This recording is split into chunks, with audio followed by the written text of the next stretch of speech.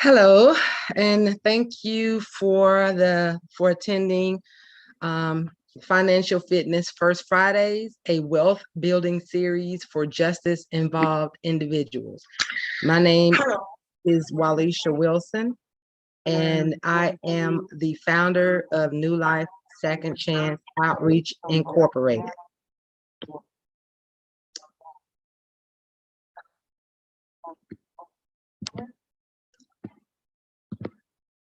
And today, what we decided to do, I'm sorry, I had a little hiccup right there, but what we decided to do as a part of New Life Second Chance, what we do here is we are a Georgia 501c3 organization that exclusively works with justice involved individuals who have found it challenging to find employment based on something on their criminal record, which ranges from an arrest or something that should have been dismissed and wasn't, even to first offender or to misdemeanors and felony convictions. We focus on connecting individuals with criminal records with employers and our employer partners. However, we also delve into doing job readiness to help prepare individuals with finding employment, as well as maintaining that employment and preparing them through a lot of different job readiness focused workshops. And we have recently started going beyond a job because a lot of times we don't want to be limited to having just a job. So we have also have workshops that are focused on entrepreneurship, starting your own business, wanting to start your own nonprofit to help the community. And this year, the last 2 years have been really difficult for folks financially because of COVID. And so we wanted to really focus on how to make people financially well. And so 2022 is all about not only helping people in their employment journeys, but assisting them with being well, whole. And that also includes financially well.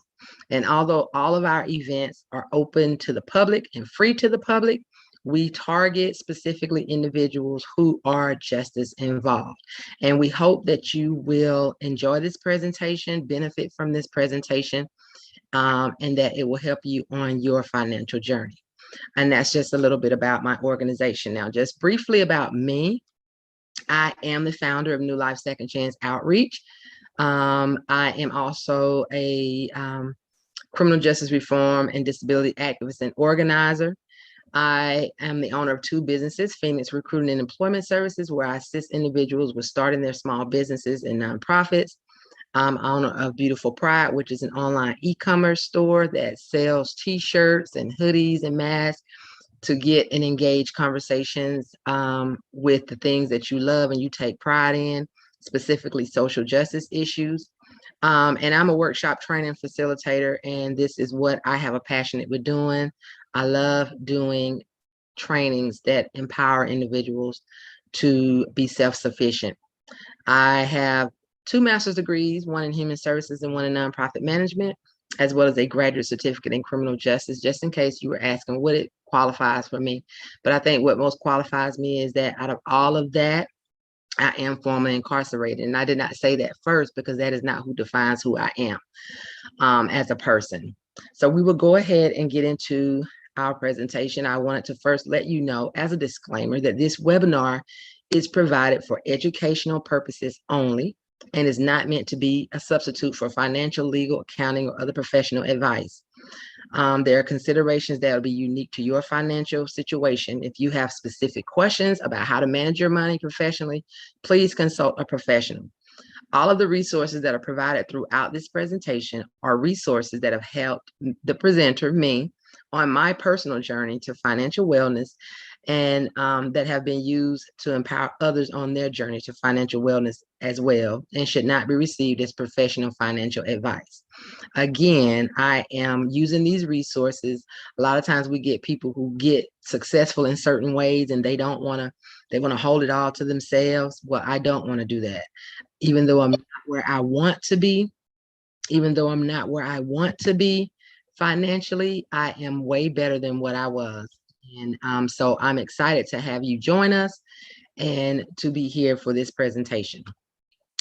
Financial Fitness First Fridays is a wealth building series for justice involved individuals. It is a series of 6 virtual workshops that's aimed at empowering justice involved and formerly incarcerated people with implementing healthier money management, spending, and saving habits, investing their money, reducing and eliminating their debt, improving their credit score, mastering financial literacy and welding, and building wealth in 2022. These meetings will be held every other first Friday in 2022 as a way to check in, address the challenges that we're having, to hold each other accountable and support one another on our journeys to financial wellness. And again, upcoming, we have 6 series that'll be scheduled. Today, we'll be talking about money and debt management, and we will be talking about starting a 52-week savings plan. And March, the meeting, we're going to talk about what is investing and how to get started in investing and trading in crypto, stocks, bonds, and opening an IRA Roth account. In May, we'll be talking about banking challenges, opportunities, and alternatives for unbanked and underbanked justice involved people, because we know that's an issue with a lot of us when we get out. It's hard for us to find legitimate banks, banking options. And July, we'll be talking about how to manage re-entry related debt, such as fines, fees, restitution, and opportunities that are available to get these reduced. September, how to avoid the holiday season debt trap. A lot of us, we've just come from the Christmas holiday, and a lot of us are seriously struggling. And it really showed where our priorities lie. We had a lot of people spending money on Christmas presents, Christmas gifts, and they don't even have money for their utilities and bills. So in the September, I'm really excited about that, to talk about how we can avoid that financial debt trap. Because a lot of us, we really spend money we don't necessarily need. We're spending it on people who really don't deserve it. And we're spending money that we don't have for something that's going to come and go for one day, but the bills are still going to come. And our last and final challenge in this season is going to be, we're going to be following in with the actual money saving challenge that we're going to discuss today, to see how everybody's journey has been with actually saving. And with that money saving challenge, we're going to talk about how we can save from $1,300 to $5,000 by the end of December 31st. It can be done, and we're going to discuss that challenge. So we're going to go ahead, and this is what we're going to be talking about, and get into the presentation. The purpose and goal of this presentation is, when well managed, money can actually help us not only live our best lives, but it can empower us on our journey to building wealth. When mismanaged, it can lead us to a lifetime of poverty, debt, and not being able to live those best lives that we want to live, right? So we at New Life Second Chance, we want to empower those that we serve, which are justice involved people and others in our communities, with not only managing our money, but saving it and using it to have it work for us and not against us, in an effort to break the cycles of generational poverty, recidivism, and the inequities to resource access. Therefore, the purpose of this event and subsequent workshops in this series are to empower you to become financially free through effective money and debt management. And this is one of my favorite quotes by Susie Orman: "A big part of financial freedom is having your heart and your mind free from worry about the what ifs of life." A lot of times, a lot of our stress comes from money, the lack of having it, right? So being financially free can free up a lot of other issues that we have going on in our life. And so hopefully by the end of this workshop, you will have some great tips and options on showing you how to reduce that financial stress. What's on the menu? Basically, what's on the agenda, we're going to be talking about the keys to successfully managing your money.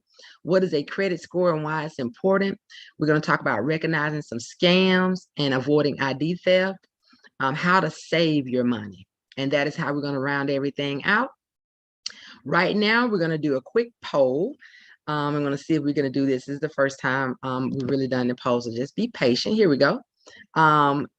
Do you have a budget in place? So those of you who are on the Zoom, if you could answer that question, do you have a budget in place? And let me know if you can actually I don't know why are you all able to do the poll?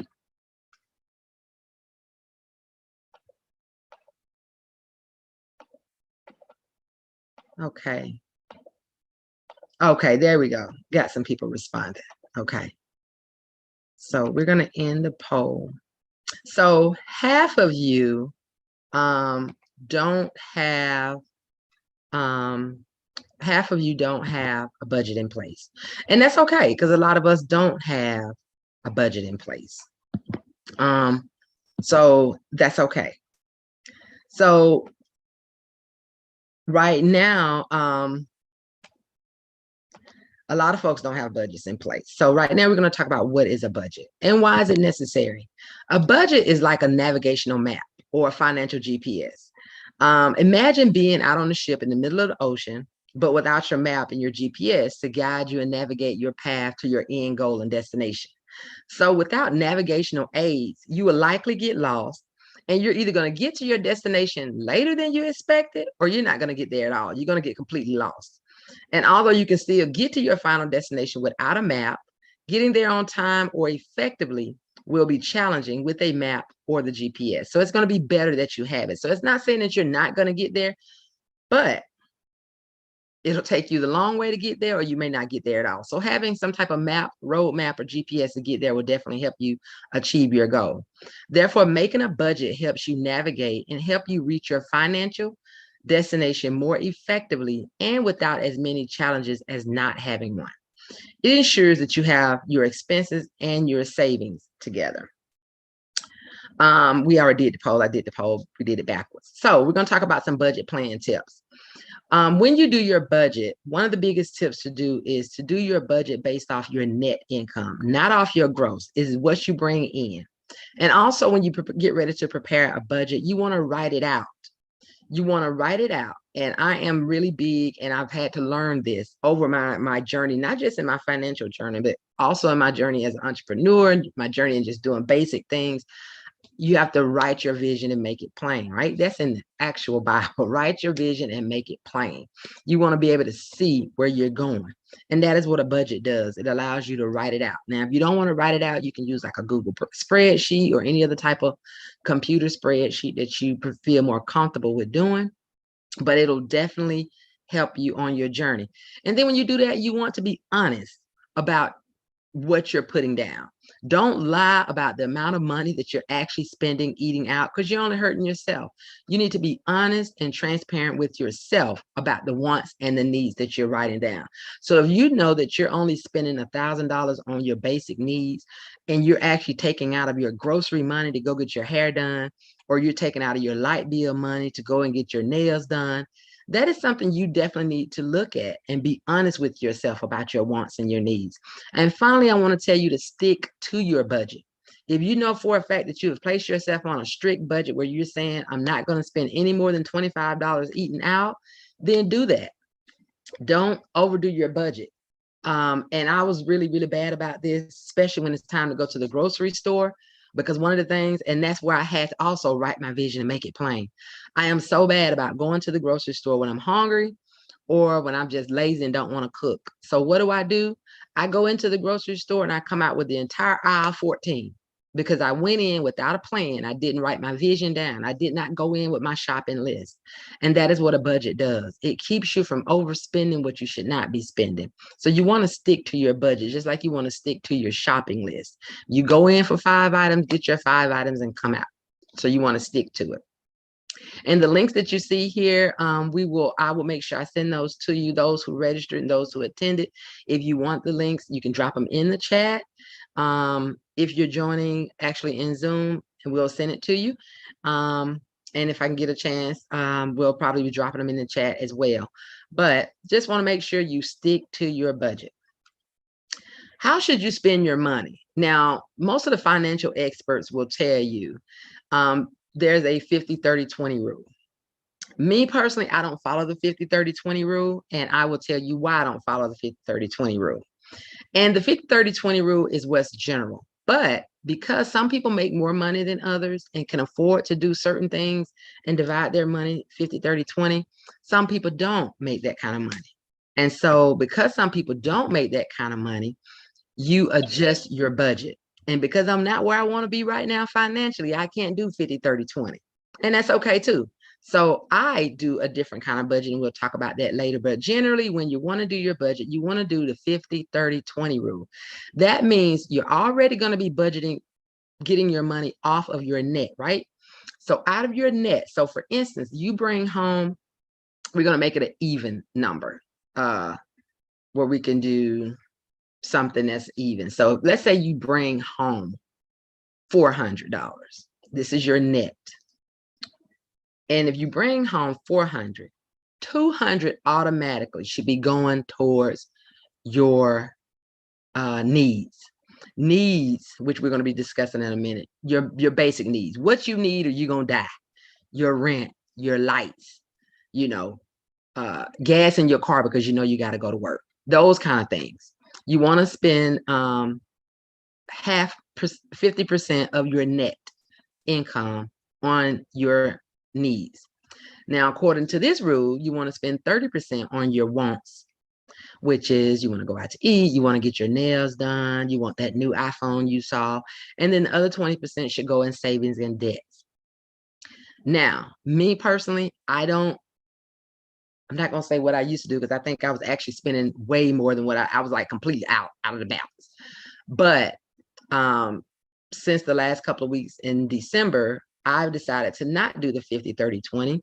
I do 40. I do 40, 40, 20, 40. I do 40% on my basic needs, which is my rent, my house and stuff.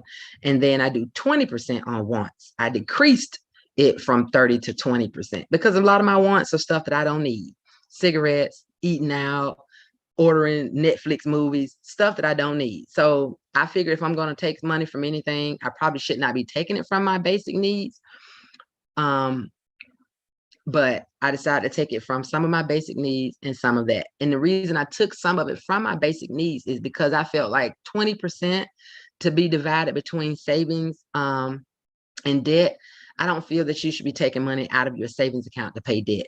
So I particularly use where I have 20% goes directly to savings and 20% goes to debt, because I feel like if you're putting 20% aside for savings and you're using going into some of that money to pay your debt, you're not really saving anything. And so that's how I divided it. So you can do it however you want to do it. If you feel like 70% is going to your basic needs and you want to slim it down to 10% on your necessities and put 30 or 40% in your savings, depending on where you are, depending on your age, depending on what you have in the bank, you do it according to however you do it. But make sure that when you do it, you stick to it. Okay, another poll. Now let's see if this is going to work, because hopefully it'll work. What is a want and what is a need? So let's see if these polls, I don't know why these polls aren't working. Let's see if we can find the poll. And hopefully they'll work for y'all. Hopefully y'all's polls are working. Which of the following is a want and not a need? That's a great thing, Denny. You have to really evaluate it, because I definitely needed to know. And mine didn't come out of necessity. Mine came out of spending too much unnecessarily. So which is a want and not a need? Is rent a want or a need? An iPhone a want or a need? Groceries, healthcare, or life insurance? Out of those, which is a need? I mean, which is a want? Okay, and the answer is an iPhone. Exactly. That is a want. Yes, and to be honest with you, to me, a cell phone is not even a need, because you have house phones for that. Even though we don't use house phones that much, a cell phone is not really needed. But in these days and times, because we're out so much, a cell phone is definitely needed. But an iPhone is not needed. So we're going to go to a second question, want versus need. Which of the following is a need and not a want? Life insurance, cable, ordering from DoorDash, cigarettes. Exactly. Exactly. Life insurance is a need. Now, even though we have a lot of people who do not have life insurance is a need. GoFundMe is not life insurance. Asking people to cash app you for something is not life insurance. Life insurance, health insurance, car insurance, those are needs. And we need to know that it's not a want, it's not something that should be optional. All right, very good. Y'all did really, really good. So the next thing we're going to go to is recognizing a want and a need. Our wants and our needs are heavily influenced by how we spend money.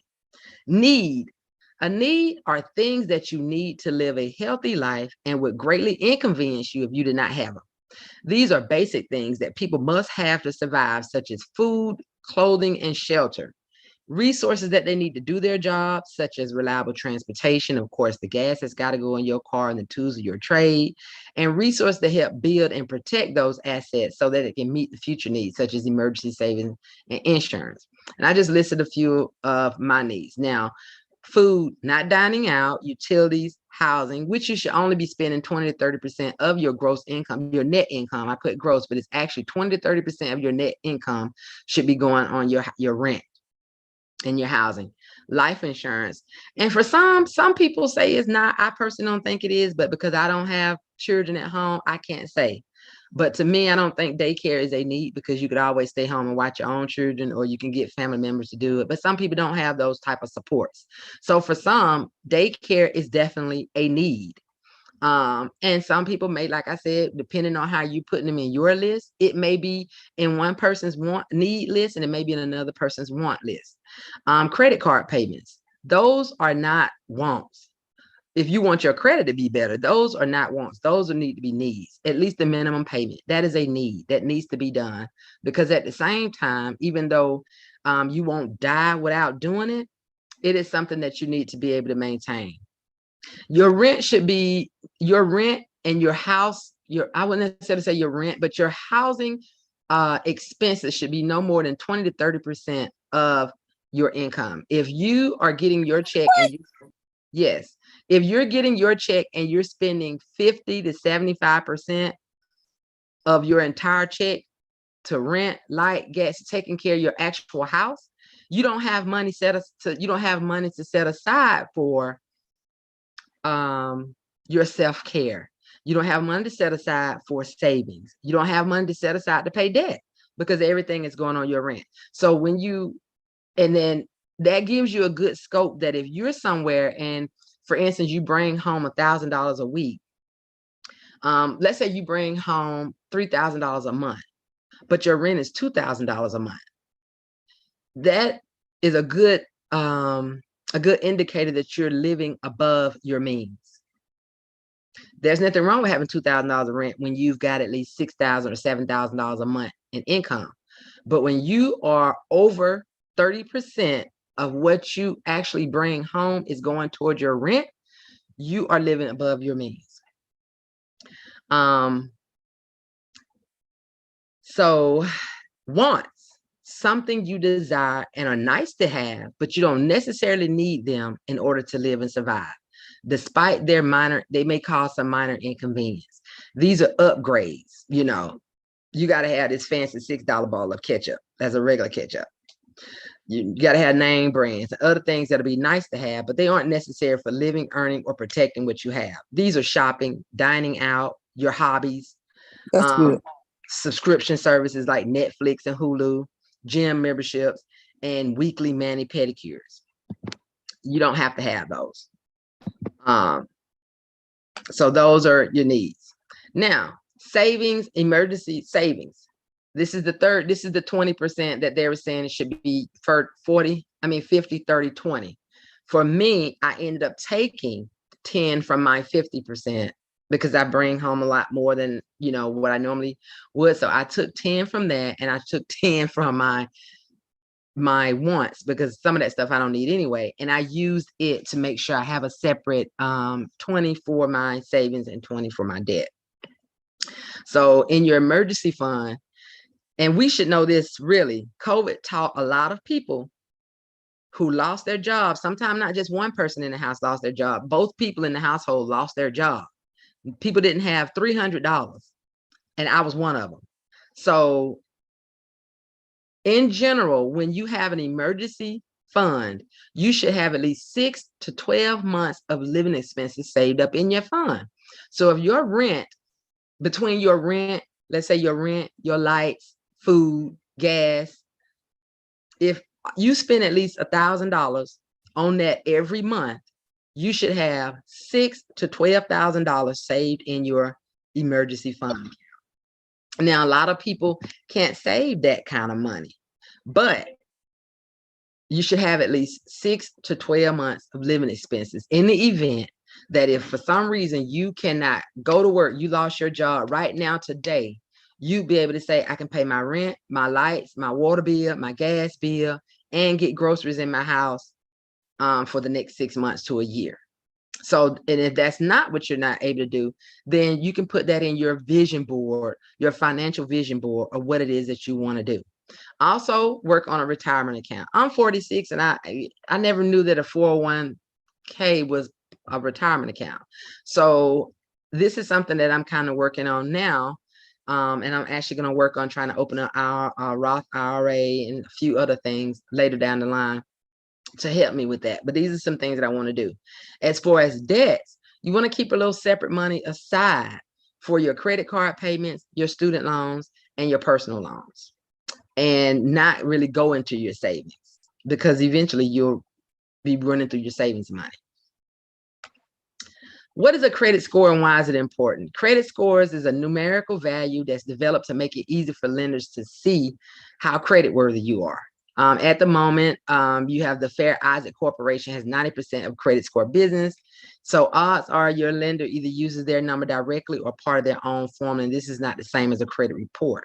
Credit reports are done through the credit bureaus, where they issue a report that details the status of your current credit and credit history from all of your lenders, loans, mortgages you've worked with, and it'll allow also show late payments, but also any public filings such as bankruptcies and liens. All individuals are actually entitled to a free credit report every year. And I tell people, even people with criminal records, is very important. And I think I did one about a year and a half ago, even though I no longer have a criminal record, which I thought I did not, but couldn't find out there was still something on my record. So just like annual credit report, you should always get your criminal background check pulled. If there are some of you on the line who've never been in jail and don't have a criminal record, you should get your credit. You should go down to the local sheriff's office and have a criminal record pulled on you, because you know what? There could be another person with your exact same name, and you could get stopped one day and people could say there's a warrant out for your arrest and you've never been arrested. So background checks are just like credit reports. Mistakes can be made.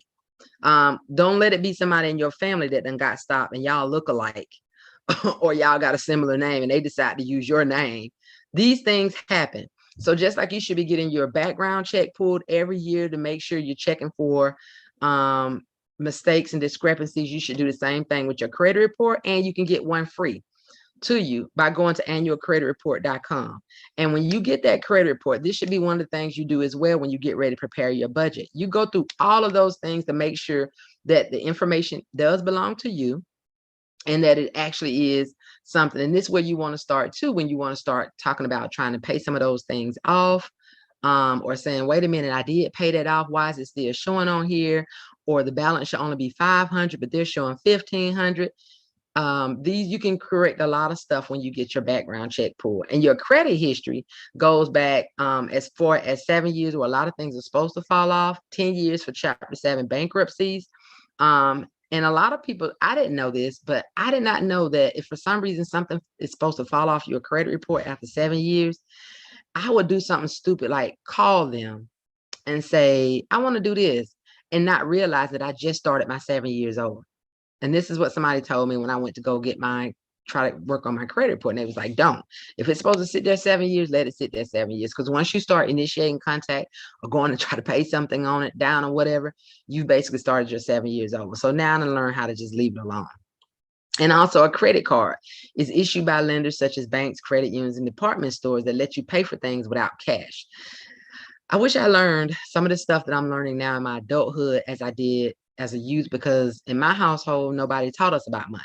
And that's usually how it is with people of color. We're not brought up being taught about money, saving and investing and things like that. So I really got caught up not only with the student loans, but I also got caught up with credit cards. I saw it as free money.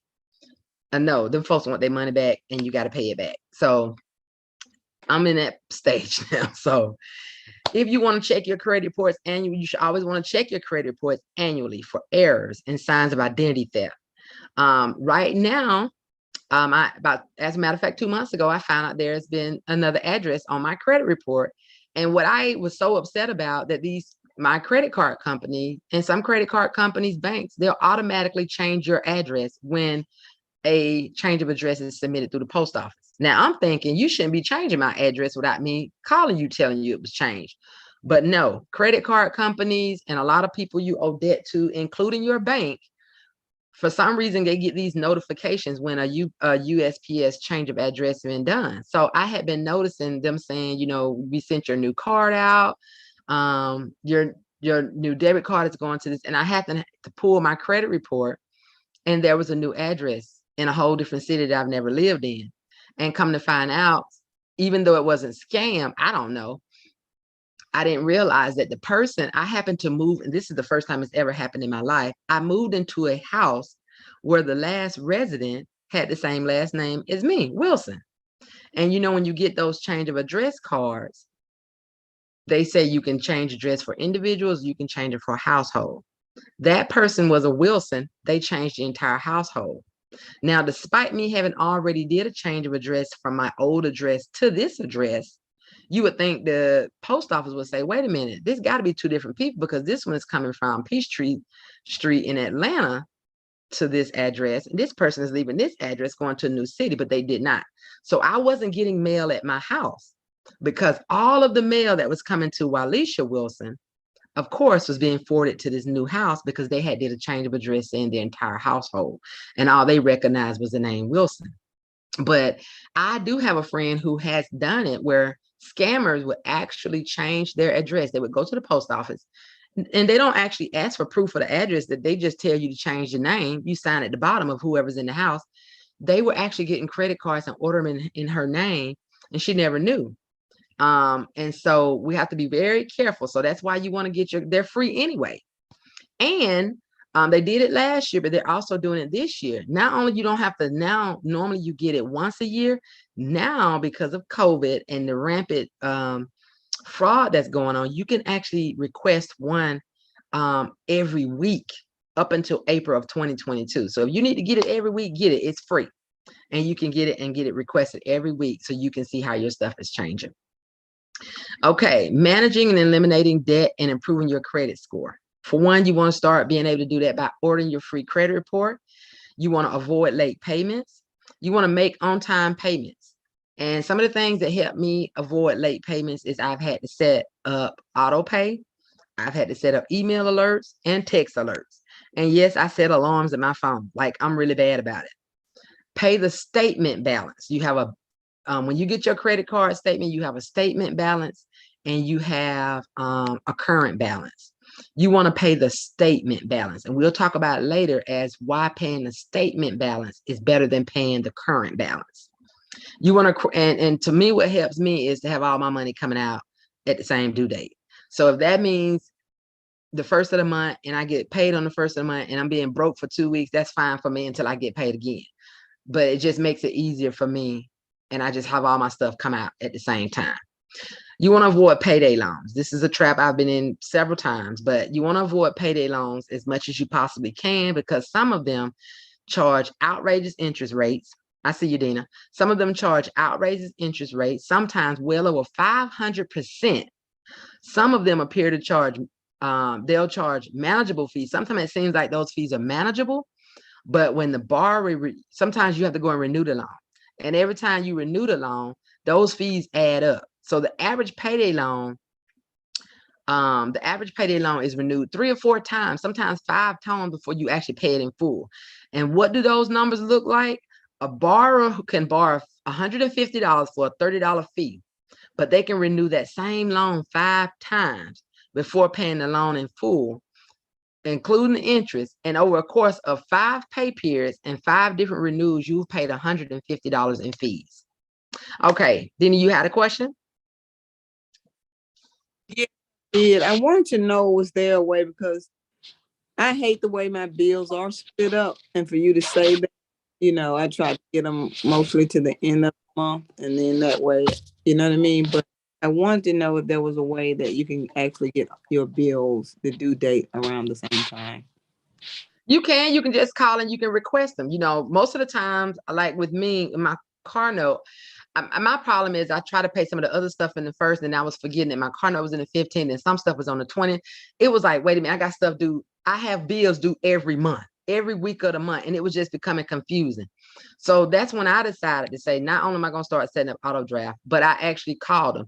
And the only issue was, well, you're behind a month. Once you pay it up and get it caught up, we'd be more than happy to change your due date.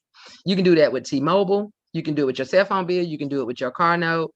Pretty much the only thing you can't do it with is your rent, because you already have your grace period. But if you have, and if your rent is like your largest expense, like it is for me, I try not to get stuff on the first. So I try to get everything around the first is my rent, my light, and my water. And then on the 15th is my car note and my credit card payments and all that other stuff, the little smaller stuff. But if you call and say, yes, I would like to change my due date, they'll happily oblige you, because they want to make sure you're getting your stuff on time, and it helps. And a lot of folks say, well, I can't. What if you can't afford to do auto draft? And some people, you know, sometimes you can't, especially when you live in check to check, you cannot do auto draft. But I think a lot of times, if we really focus and put our time on what we're doing, if you know at the end of the week $200 is coming out, then you know you're finna go and spend $75 on your nails. You got money to pay the $200. It's just, we have money. We have money. A lot of times we're just spending it wrong. And that's sometimes that's no fault of our own. It's because we just wasn't taught any better. We say there's 2 ways to pay off debts. Normally there's the normal ways is called the debt snowball and debt avalanche. Debt snowball is when you pay the smallest balance first, regardless of the interest rate, and one at a time at the same time. You don't want to have 4 bills and you just pay one and forget about the other 3. No, you want to pay one. You want to get the smallest balance. So let's say you have a $200 bill, a $400 bill, a $500 bill, and $600 bill.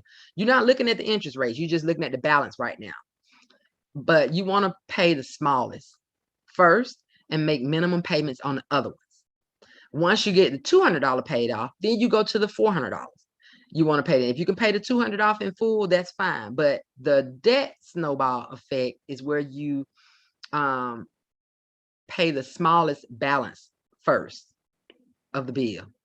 Debt avalanche sounds just like it is. You want to take on the largest, but you don't want to take on the largest based on the actual balance. You want to take on the largest based on the highest interest rate, regardless of the balance. So basically, you're just flipping it around one at a time. And actually, this is the more effective rate, because interest rates sometimes bring people a lot of money. So I started with the debt snowball, and then I try to start doing the avalanche. I'm gonna try to start working on the avalanche a little bit more.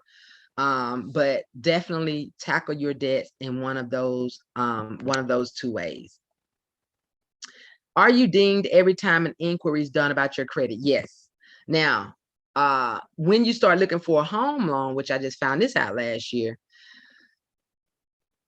it works that once you start an open mortgage for a home loan, you have like 30 to 45 days. I can't remember the number, but you have a specific amount of time that if you get everybody in at that time, you don't accrue a lot of points or any at all, because they know you're looking for a mortgage.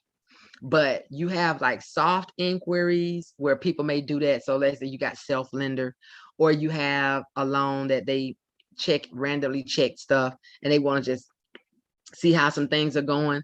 And then you have hard inquiries. Those are the ones that you get them up front when you're applying for loans and things like that.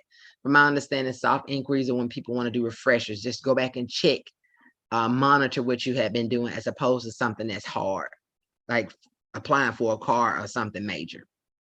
If you have credit cards, you want to pay your credit card balance in full each month. Now, this is where we're going to talk more about the difference between your statement balance and your current balance. You want to make on-time payments. Again, if that helps by setting up auto pay and email and text alerts, do that. You want to pay the statement balance in full. Paying your statement balance in full before or by its due date can help you save money on interest rates. That's why you want to pay the statement balance in full, not necessarily the current balance. Paying your current balance in full by its deadline can improve your credit utilization ratio and your credit health. So, for instance, you just got a new credit card, got $200 on it, and you go out and you spend $50 on something. Okay, but now your bill has generated.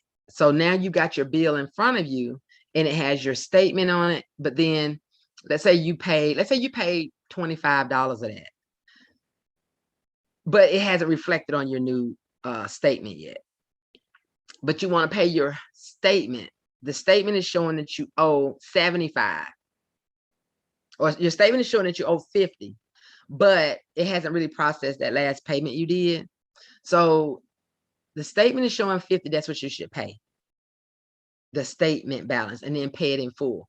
So that's why if you got something, which I had to do when I started my Open Sky, I had a $200 card and I only used $50, and every month I paid $50. But what I did, because I found this out from a person who did her credit repair, if you make 2 split payments, you fool the credit bureaus into thinking you made 2 payments, when in fact you made 2 payments, but it was for the same amount. So for instance, if your bill is due at the end of each month, 27th of each month, and it's a $50 bill, you pay $25 around the 10th and turn around again and pay the last $25 on the 20th. That actually boosts your credit score, because it fools them into thinking you've paid early and you've made an extra payment, when in fact you have not made an extra payment. So these are things, the resources, like I said, that I have used to help me. And in March of 2020, I had a 515, 520, and I now have a 689 credit score. And I haven't paid anybody to do anything. I did that simply by pulling my credit report, doing my disputes, paying and starting to pay my stuff on time. And I got my notice the other day, like, congratulations, Waleisah, you paid everything on time for 12 months. And I use that Equifax booster, Experian boost. I mean, I try to find little ways to boost stuff. And I stay below 30% on my credit card balances. And when I do get balances, I pay them in full. So if I know I can't afford to pay it in full, I'm not going to go out and use my credit card. And one of the things I did stop doing, though, I try my best to not use my debit card, because on your debit card, it doesn't help your credit score. I try to use my credit card. So a lot of people say, well, oh, use your debit card because you got money in the bank. But you're not really building your credit. So if you have really low credit and poor credit, but you got a debit card and a credit card, try to use your credit card instead of your debit card. Because on your credit card, that's going to be reporting to your credit. Debit cards don't report the credit. But also stay within your 30%. Never go above 30% of the limit that's on your card. And all you got to do is take whatever your limit of your card is, divide it by 0.33, and that's going to tell you 220, whatever it is, that's the max that you do not need to be spending every month on. Pay the card off with the highest interest rates. You want to look for balance transfer cards. If you got one card and they're charging you 29% APR, which on your interest, but you got another card that you found that only pays 15% APR, and it allows you to transfer your balance to the other card. That helps. Use cashback credit cards. Use credit cards that when you go in to actually make purchases with them, it'll give you cash back, or rewards cards. And stay away from store credit cards. And I was bad about this because I figured, because I had a Romans card, let me buy some Romans clothes. And I've had to get out of this sale mentality. You see something in the window that says it's a sale. It ain't really a sale, because I didn't really go nowhere to spend money on a sale. And I know this is a little bit off topic, but I didn't go anywhere to spend money on a sale. So for instance, you happen to go, you just said you was going to McDonald's, get you a thing of fries, and you coming home. But you happen to see that Walmart is having a sale on shoes. You didn't even need shoes. So you might have went in there and now you just spent $150 because they had a half off sale. But what did you really save?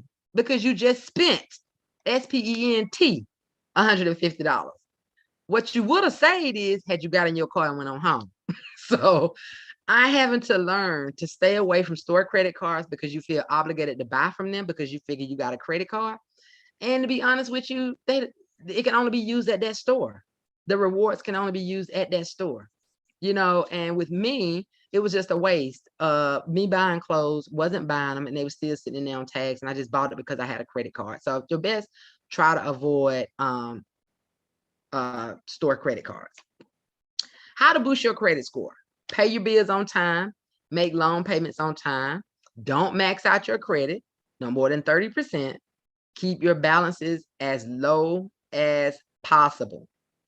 Apply for credit only when you need it. Some folks just get it because they got a 750 credit score just because they can get it. You don't need it. You just want to get it because you can get it. But if you don't need it, don't apply for it.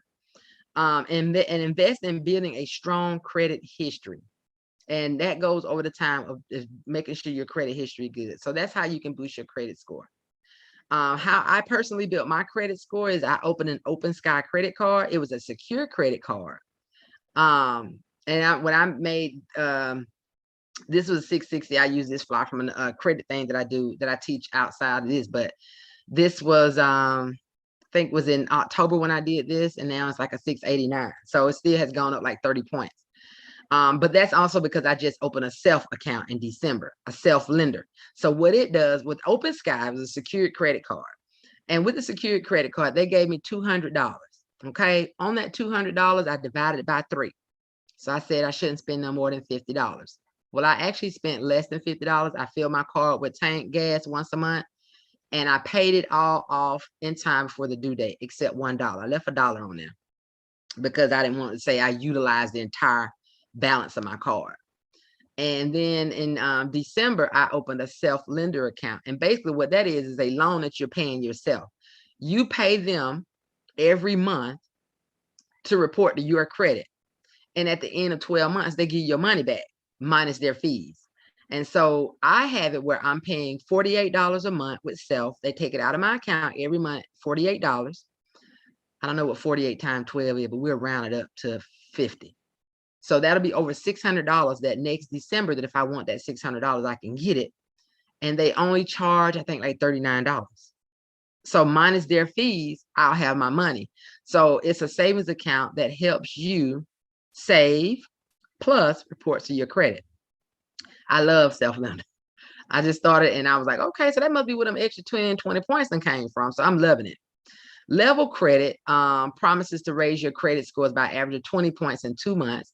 But the good thing about level credit, I don't have it yet. And I said, I'm actually going to start it. I just didn't want to do it because I hate anything that's a contract. And I got another credit card and I haven't used it. And I think I might do it with level credit because that I can take that, put that $6.95 on that every month. And just let that roll over. But with level credit, you can report your rent, your electric, your gas, and your phone bills. Now, how good is that? You can build credit by paying stuff you already pay anyway. So a friend of mine has level credit, and she says she loves it because she didn't have any other way to build her credit. She didn't have a credit card and store cards. She couldn't get approved for that. But she pays rent every month. She pays her water bill every month, and it goes to level credit, and they report that. So that's definitely a good program. And Varo is a debit card, personal debit card, but they also have a Believe program that helps you save your money. And but you have to be a Varo account owner.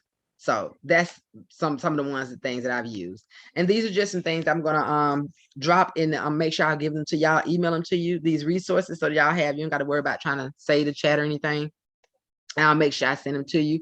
And one of them was the importance of why you should, the statement balance versus the current balance and how to pay your credit card bills. Okay, last poll of the day. Which one of these is a scam? Random Facebook messaging asking if you have Cash App. I get them all the time. Hey, I'm feeling blessed today. I feel like I want to bless somebody today. What's your Cash App? A text message saying you're a winner of cash. I can't see it. You're winning a winner of cash, and to click on a link. The other one says that to send cash in order to win something. Well, I feel like if I don't won something, what I got to pay for it for? A robocall saying that you have failed to see your probation officer, or they know you on the registered the sex offender registry.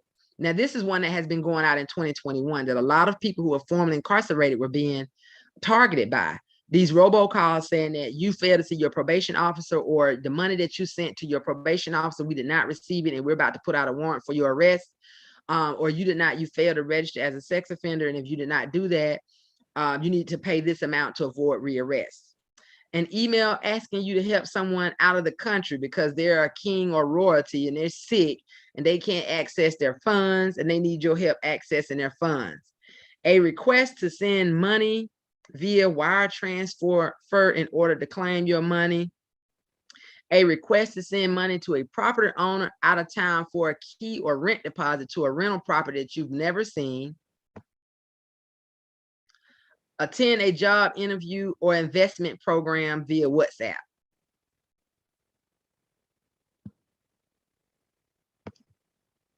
All righty. So we're going to end the poll.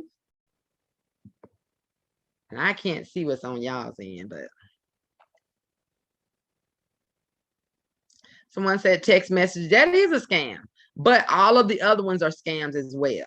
That random Facebook message of people saying, I feel like being a blessing today, what's your cash app? That's a scam, because then they're going to tell you if you send this amount of money, it's like a pyramid scheme. I know sometimes y'all that's a scam. The text message that's telling you you've won this amount of money, click this link. Don't click the link, because what it is a phishing attempt. A prompt to send cash in order to win something. Personally, if you don't want something, you shouldn't have to pay to get it. A robocall saying that you failed to see your probation officer, or you failed to register as a sex offender, you need to avoid arrest. It's a scam. An email asking you to help somebody out of the country. I get those all the time. And you can hear it when they say sir or madam. We don't use that kind of language in the United States. Or they'll say kindly. We don't use that kind of word. So those are little red flags that's in there. And you will see a lot of grammatical errors as well that you want to pay attention to. When they say send money transfer in order to claim money, again, don't send any money to people you do not know. A lot of people right now are out trying to find houses, and they're on Craigslist, they're on Facebook. I believe the scammers are actually the ones making these Facebook groups, and they'll tell you, I'm out of town right now, but there's a lock key. Go to the house and you can use it. And people are actually sending these people money because they like, oh, well, I was able to see the house. They had to keep the code to the key. Food, they got that off of Rently, like everybody else got it off Rently. They got the same code off of Rently, and they giving you the same code. And then you sending these people money, and then next thing you know, the landlord or whoever owns the property is coming to put you and your children out, and there's nothing you can do about it. So you want to be very, very cautious in where you're sending people money, or they'll say, well, I can't do an interview right now. I can't show you the property right now. Let me send you a video. Yeah, I'm sure they did send you a video, but it might not even be of that property. Sometimes you have people who actually work for land homeowners, whether they're landscaping. They may have a key to the house.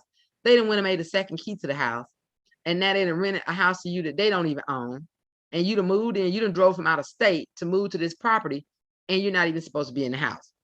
So these are all scams. So you want to just be very vigilant when you're doing and recognizing that, keeping your identity safe and the money that you have. Now, there are many scams that are targeting just as involved people and elderly, which offer work at home opportunities that are fake jobs to con you into revealing your social security number for identity theft, promises to remove criminal records, and more. Popular Facebook scams, like I mentioned, was the Facebook Cash App scam and work from home scams. Scams that have been targeted, release people are sex offender registry texts, and the WhatsApp job interviews that say there's no question asked, you can just start working. These are scams, likely scams. Scams that target the elderly. There's a great grandchild scam that's still going out, where an older person will get a phone call from somebody saying, oh, hey, grandmama, how you doing? I'm so-and-so, child, I know you don't remember me. And they start saying stuff. Oh, I couldn't make it to the Christmas party that y'all had at Aunt Josephine's house. And then you start thinking, well, maybe that is my grandchild, because I do got a sister named Josephine. Well, you know where they done got your information from? They done got your information from Facebook. Because they saw on Facebook that you was at your sister Josephine's house for Christmas, and she had just, celebrated her 80th birthday. This is what they do. That's why it's so important. That's why when I'm on Facebook, my location, I don't really be in my location. I've been left already. I don't put where I am currently. And things like that, you have to be careful when you're putting your children's name. School time come, folks got they got children standing in front of the sign of the school go to. Their names are on their book bags, so it's easy for a person to approach your child and say, "Hey, Jasmine," and then they be like, "Well, they know my name. It's on your book bag." You know, or your mama got your name on her bumper sticker on her car, or she done put your school on the, you know, it's a lot of information. So what they do is they go to these folks and they end up conning money out of them, or saying that, you know, I'm about to be, I think that was one most recently a couple of days ago where a guy called an older lady and knew her grandson's name was Josh, called her and said that he was in jail and he was about to go to jail and he needed $7,000 for the bond and for them to send the money or he was going to be arrested. And then something in her head just didn't sit right. So she ended up calling her daughter and Josh was at home sitting with his mama. So these are things we have to watch out. And if we know people who are older, who just don't know any better, we need to educate them as well. And then we have a lot of folks who've been incarcerated for very long periods of time that when they went in, they still had cell phones that was in the car that's big as a cereal box. So now they're getting out and they're getting these computers and these laptops and things. We're getting all this stuff that's popping up that people don't have, you know, so we want to make sure we're protecting them as well. Let me hide this thing. The obituary scam, where folks are looking at obituaries and targeting widows, saying that there's some long lost relative of the person's spouse that died. Funeral homes are scammers too. They will have you paying a lot of money for something super expensive, and all you want to be was get cremated. You know, talking you into buying these really expensive caskets, telling you how you want to go out. Don't you want to go out in style? And older people, they just don't know, and they just get it, and they just get taken. And one of the biggest one is the tech support thing. I get so sick and tired of those things, talking about you calling from Microsoft and in order to update your stuff. Those are scams. And if you need to call somebody, you know how to call those places yourself and see if there's something wrong with your computer. But a lot of those things are just scams for people to just target folks. And we just have to make sure that we're doing what we need to do. How to save money. Now, these are all things that I have done. I call it the big chop, which I'm actually going to be, since my hair is just having a hard time because I've got a little touch of alopecia and it just ain't growing. It's really unhealthy. I've already bought me some clippers and I might just have to do the big cut. I had to do the same thing with my bills. And we have about another 10 minutes and we're going to be done. Evaluate what you spend monthly. And again, you're going to get your little hefty dandy paper tablet. You're going to write down what you're spending all of your money on. And like I said, be honest. If you know you to spend $300 on cigarettes, be honest with what you did. Or if you're not going to cut it in half, eliminate it and save the rest. So with me, I was doing Instacart. And because I had them paid for the little Instacart pass, I'm like, oh, I get free delivery. So let me just order. Not thinking that because I done saved $9 on delivery, but I done spent $200 a week. So I was spending on average $200 a week on groceries. So I was spending $800 a month on groceries. So to get rid of the, what's wrong? Put the receipt there for the thing. You got pieces missing.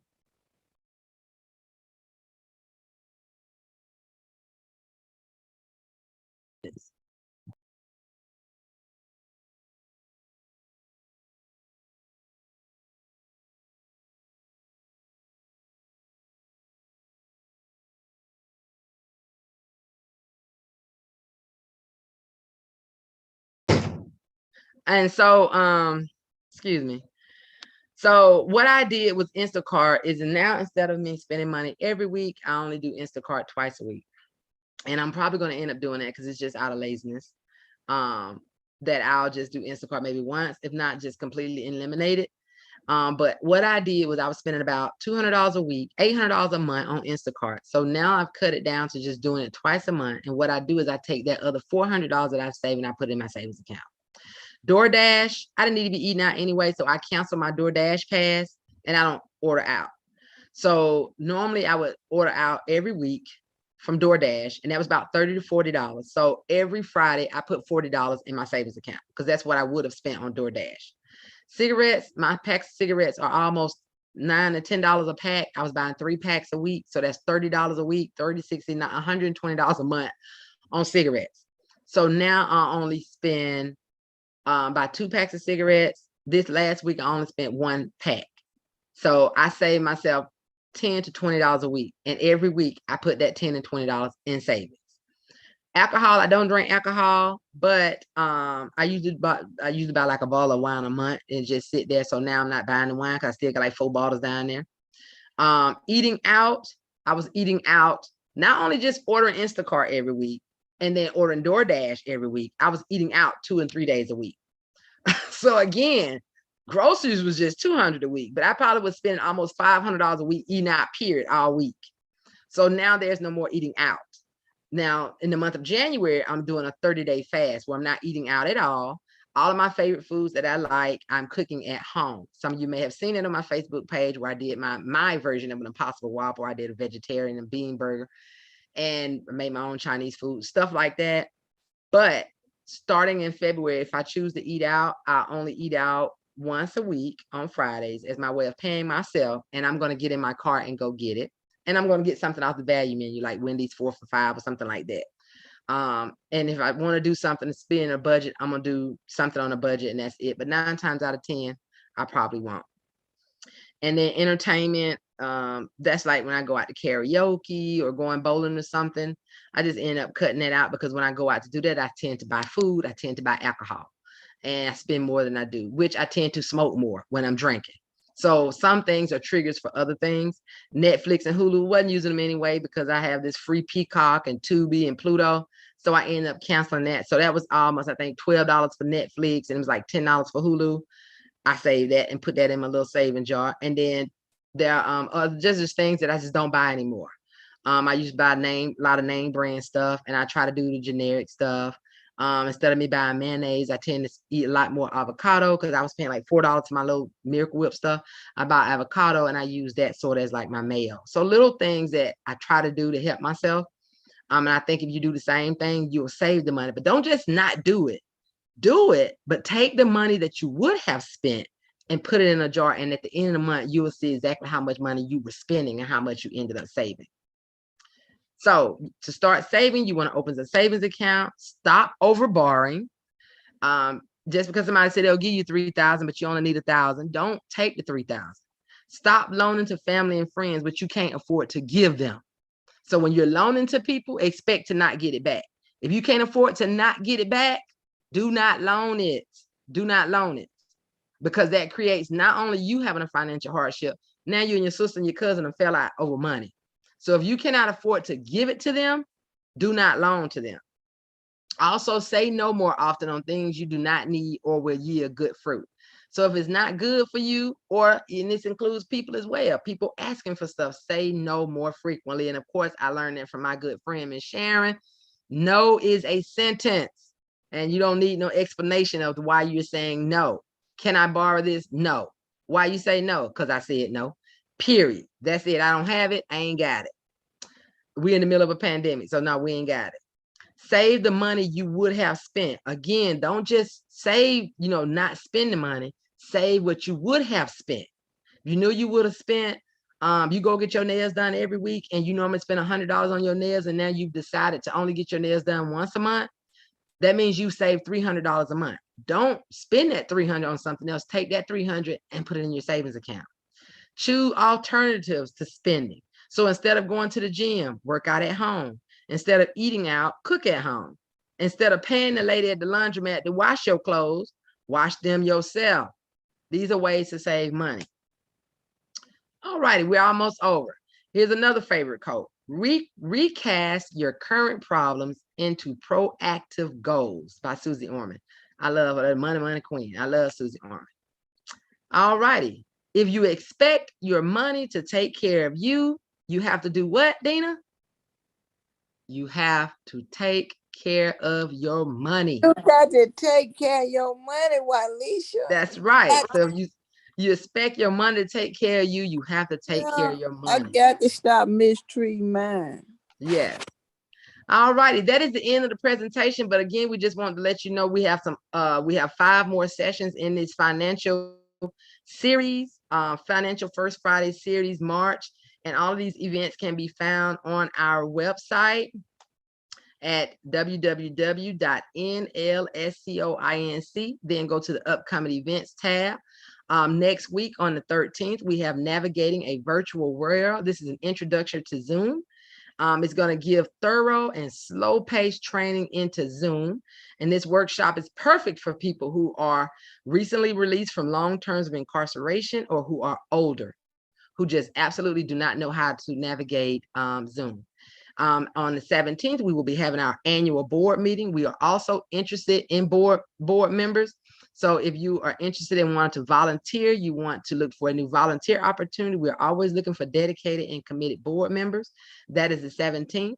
On the 26th, one of our board members, Sharon, will be doing a lunch power hour about how to live well mentally, physically, and spiritually in 2022.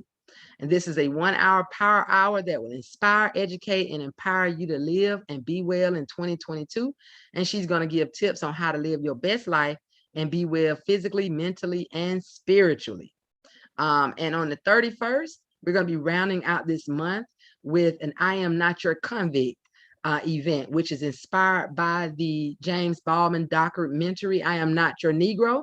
And we're going to talk about how words matter and how using humanizing language can indeed end stigmas.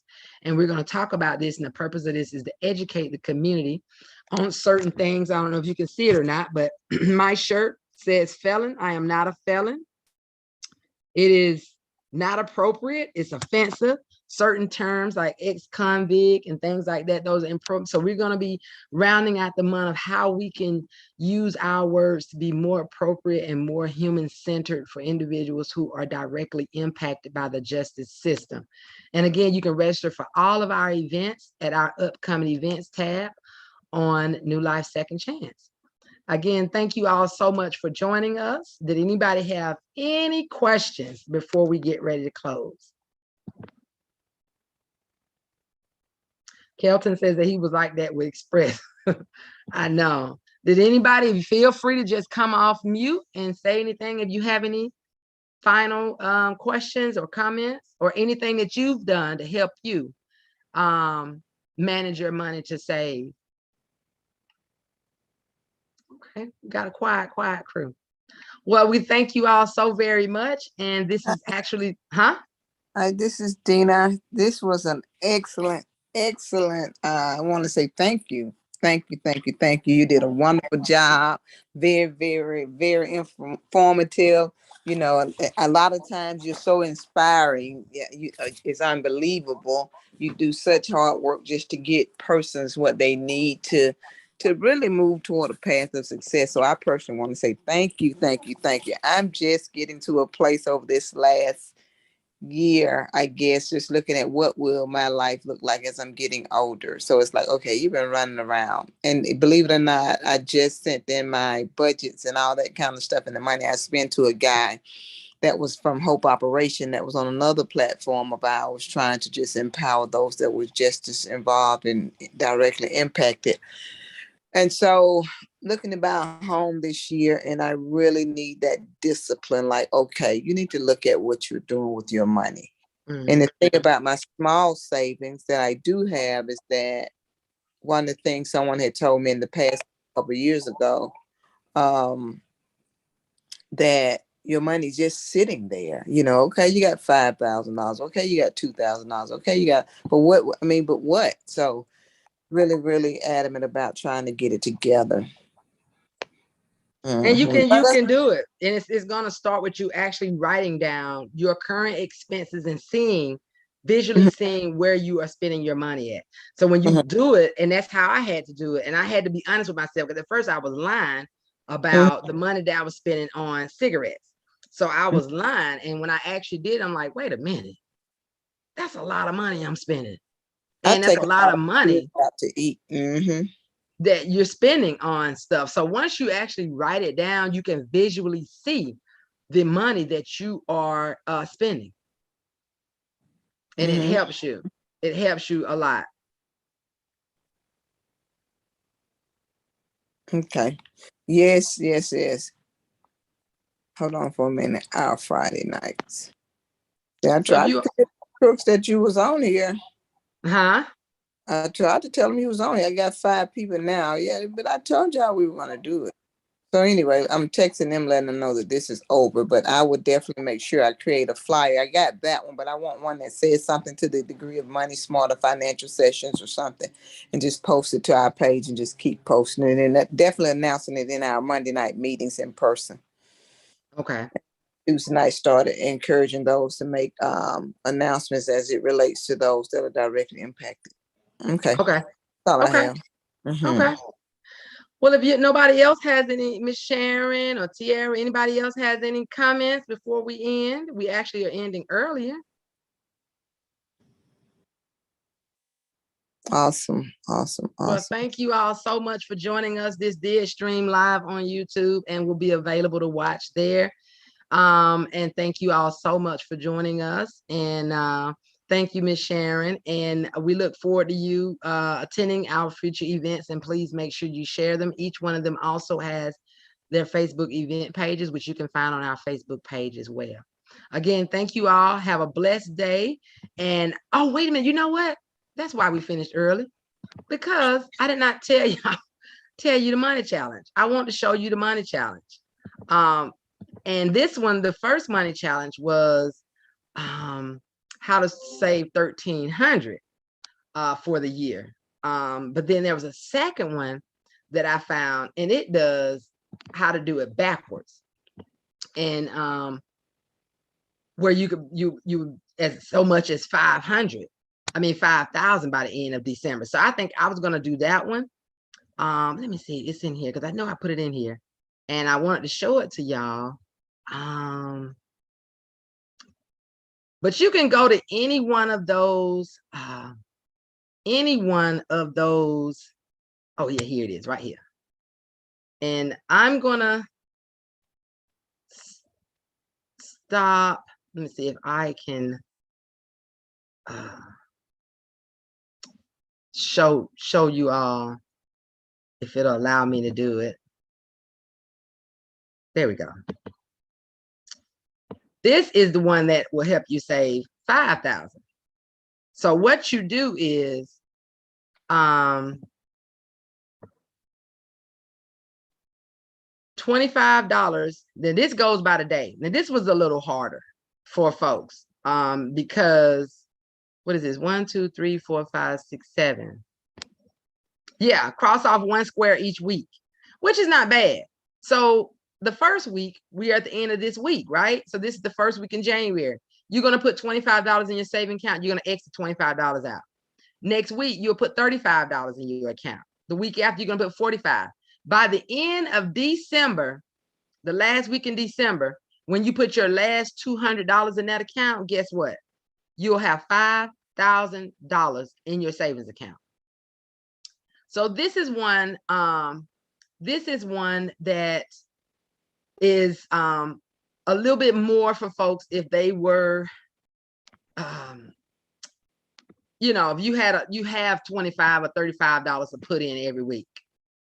And that's the one that help you save the other one. But if you Google 52-week money saving challenges, you could find the one that you put in like $1 a week or something.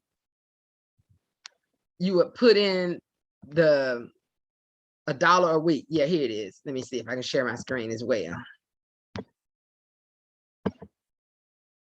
So with this one, the first week you would put in $1. The second week you would put in $3. So you would multiply it, you would double it. So in the third week, you're going to double the $3 and put in $6. And the fourth week, you would just go on and on and on and that.